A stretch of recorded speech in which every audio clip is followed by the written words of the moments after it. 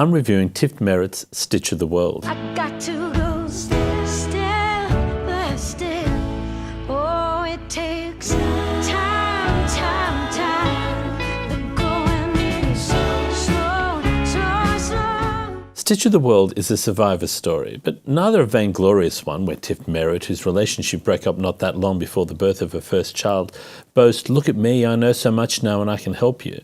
Nor is it one racked by wrong choices and recriminations. It's not an easy story, check the flesh wound metaphors and the reminder that just when you think you've put that ugly pain aside, it will show up in its bandages tomorrow at your door. And it doesn't claim Dr. Phil style that everything will be fixed by the end of the record or the next commercial break.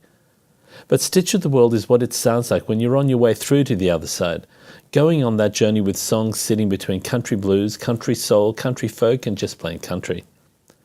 Merritt, whose voice has never sounded so intimate and gorgeous, carries sadness lightly in songs such as Eastern Light and Wait For Me, harks to Joni Mitchell's Ladies of the Canyon in Icarus, and for contrast throws in some boot heels stomping the floor in Dusty Old Man and Proclamation Bones. But it's worth the price of admission alone for Heartache is an uphill climb, a song that starts in the back row of the church and ends up reaching for the choir stalls. Were you won over by Tiff, Danielle? I was. I think what I liked about the album is it's the kind of record that has an arc. Like she started, there was real energy in the beginning and then it sort of peters out and then she's got those duets with that guy Sam Beam from Iron and Wine at the end. And I felt really like, that was like really emotionally sort of cathartic for me listening to it. I felt like I went on the journey with her. I hate using that expression, I know, but it just, I liked the arc to the album. And I think the last time I really felt that about an album in this genre was Raising Sand. And it reminded me a little bit of that at times, you know, the Robert Plant and Alison Krauss record. And I also like that she sounds a bit like Dolly Parton, which is also quite cool. She does. You can hear a lot of women, young women, who sound like Dolly Parton in the past 5-10 years, and particularly in straightforward country music. It's a voice that's lovely and sweet, but also has a little bit of enough adulthood in it, so you're not hearing a child. And that's one of the things about this record too. This sounds like an adult's record as well. The Japan Droids.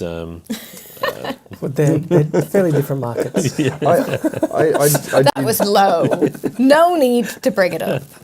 I heard, I guess Jenny Lewis, her voice was in this. I'd never heard of Tift Merritt before. I know she's been around for like 15 years. Mick Jagger's covered her music, so she's like done some cool stuff. Don Henley. And some cool stuff, and Don Henley covered it. Well, I first heard her with the first record because she's from North Carolina, as is Ryan Adams, and Ryan Adams was singing her praises, and at the time I thought it's good enough for me. Yeah.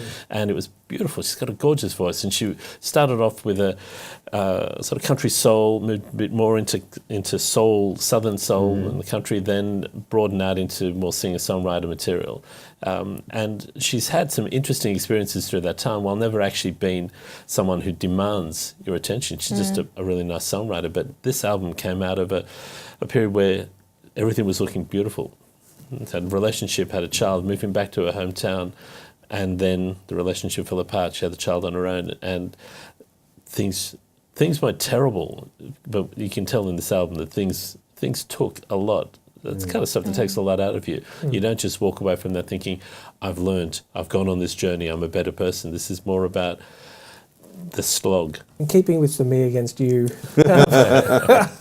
way this show is going tonight, the album I really enjoyed when Sam Beam got involved. I really thought it ended on a great note, those last 3 songs. There just seemed to be a depth to those songs, an emotional depth, which I didn't necessarily get from earlier on in the album. In fact, I found a little bit saccharine for the first couple of songs. So yeah, I didn't get that sort of heartfelt and the lyrically kind of damaged element to what she was doing. Yeah, because she doesn't go hardcore. It's not lyrically or musically. It's not hardcore pain. It's not lots of angst, heart being ripped open. And her style of music and the sound of her voice is not something that's going to attract you immediately because you're looking for a tough voice or a crystalline voice or anything like that. It's a little more subtle than that. And I can understand why people would find it pleasant rather than really grabbing you. So where are we sitting with it? I'm going to give it 4. I was teetering 3.5, 4, but in the end, it's just pleased me consistently. I'm going 4. Oh, it's